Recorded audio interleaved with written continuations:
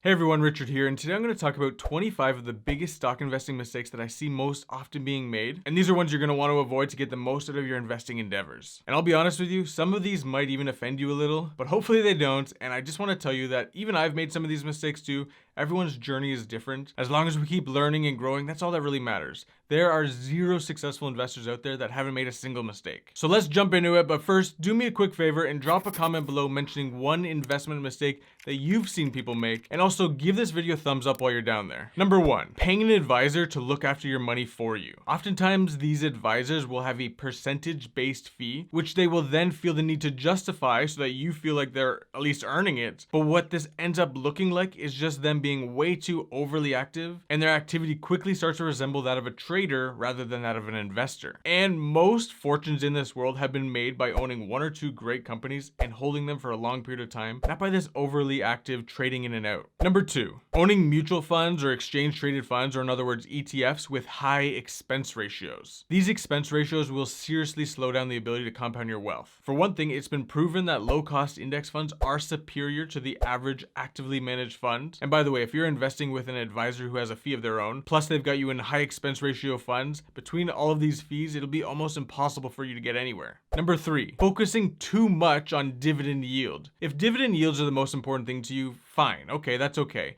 Fair enough. But at least look at the payout ratio as well. For example, if a company is paying out more in dividends than they're earning, then that dividend yield will look high now, but it won't be sustainable and eventually it will get cut. Or if a company is paying out all of their earnings as dividends and not retaining any of those earnings for internal reinvestment, then chances are that company's not going to grow very well, and you probably would have been much better off investing in a company that had a lower initial dividend yield, but years later would be paying you a substantially higher dividend in comparison. Your dividend yield on cost in the future is going to be a much better thing to optimize for than current dividend yield right now. Personally, for me, dividends are mostly irrelevant, but that's a subject for another day. Number 4 is focusing only on price. Some investors will just look at a stock's price chart to make their buying decisions. Either they will think something like, well, it was at 30 and now it's at 20, and this is a great company, so surely it'll get back up to 30 soon. If I buy it now at 20, then it's a great investment. This is definitely a common mistake, or just as bad, they'll see a stock price that's been skyrocketing recently and think that they're following the trend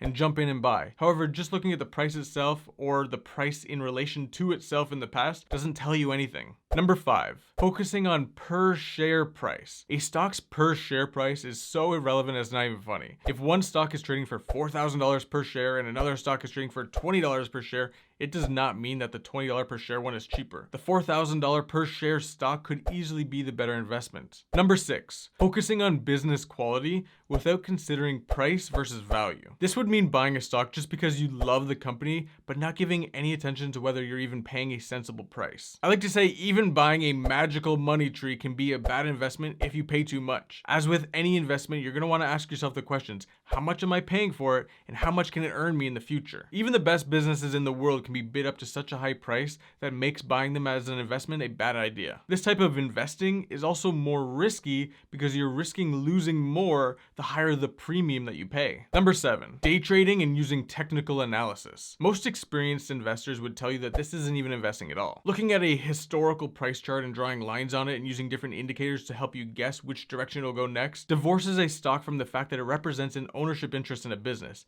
Technical analysis is just about guessing what the masses of people are going to do next. I am going to definitely have to make a dedicated video on trading versus investing in the future, but nonetheless, this is a mistake that I see new investors make, especially because you're going to be seeing so many advertisements from traders with their promises of quick money. Number 8, focusing too much on buying low PE stocks. The mistake here is learning that a lower PE ratio means cheaper and a higher PE ratio means more expensive, and thinking that's all there is to it. These people end up investing in a bunch of dogs and their returns will likewise be below average. Number 9, buying stocks from stock tips. For whatever the reason, people seem to love stock tips. But the problem with buying a stock based on a random tip that you've seen on the internet or you get from your friend is, what do you do next? If it goes down, you'll have no idea whether you should be selling it or holding on to it. And if it goes up, same thing. It's just not a good long-term strategy, and that's not even mentioning the fact that a lot of stock tips out there are just from people promoting a stock that they already own that's down for them, and they're they're hoping that their promotion will help it go up so that they can sell out, benefiting at your expense. Number 10, not thinking about stocks as the business ownership that they are. I talk about this one a lot on this channel. When you own shares of stock, you own a percentage of a business, and you've got to continually remind yourself of this one. Because we're bombarded with stock prices constantly, it's easy to forget that buying shares of stock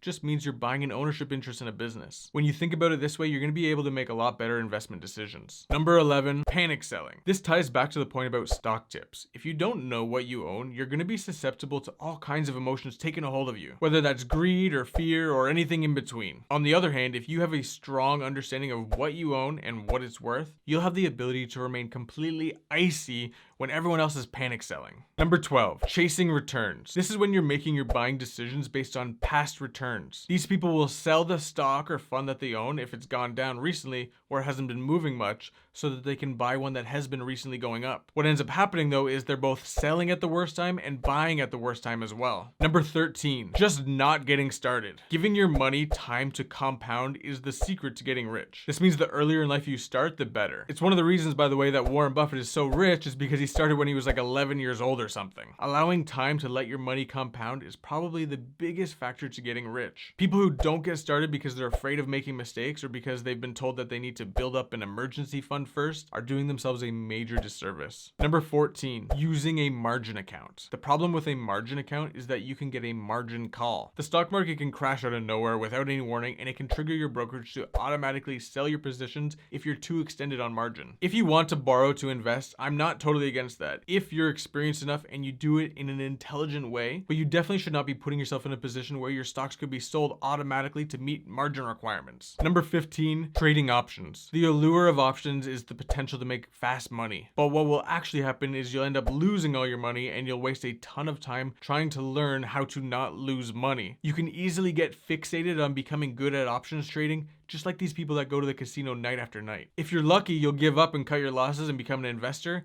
And if you're unlucky, you'll spend a lifetime trying to master essentially gambling using options. Number 16, trying to time the market. This one's been said a million times. Time in the market is better than trying to time the market. I made a video where I compared the results of someone who had impossibly perfect market timing versus someone who just took the dollar cost averaging consistent approach, and the results speak for themselves. I'll link that video up here. I was totally shocked by the results. Number 17, not selling your losing positions after you've realized that you've made a mistake because you want to get back to break even first before you sell. Humans have various cognitive biases that make them do things that aren't totally rational. Loss aversion bias refers to the preference for avoiding losses compared to acquiring the equivalent gains. The loss hurts more than the equivalent gain feels good. Then we have the sunk cost bias, and if you've ever kept reading a book or kept watching a movie till the very end in spite of not enjoying it, then you've experienced the sunk cost bias. The solution is to make a new decision from ground zero. Number 18, having a lack of patience or just getting bored.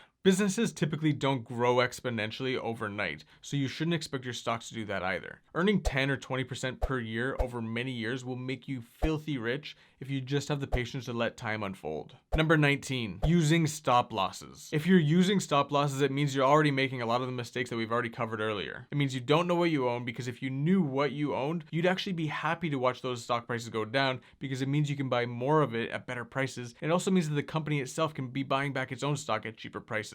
Number 20, not understanding how to calculate a business's intrinsic value. And for this one, I don't necessarily mean doing a precise calculation, but really just understanding the framework in general. Here it is simply put. The value of an investment is equal to the present value of all the cash it can provide you in the future. If you want to dive in and learn about that a little bit more, check out this video right here. Number 21, buying non-productive assets as investments. Gold bars, Pokemon cards, and Bitcoins are all non-productive assets. Investors would tell you that these things don't produce any cash, so you can't calculate what they're worth. And if you can't calculate what something's worth, then it's not an investment. They would also tell you that the only way to make money with these things is to sell them to someone else who is themselves hoping to sell it for yet an even higher price to an even more gullible buyer. basically. Number 22, putting too much importance on Mr. Market. Mr. Market is an allegorical character for the stock market. He's a bipolar, manic depressive who is sometimes enthusiastically optimistic about the future, and sometimes he's completely depressed and fearful of the future. Mr. Market is an allegory for the stock market because that's exactly how the stock market can behave. Accepting the fact that the stock market can be like this and not putting too much importance on his random whims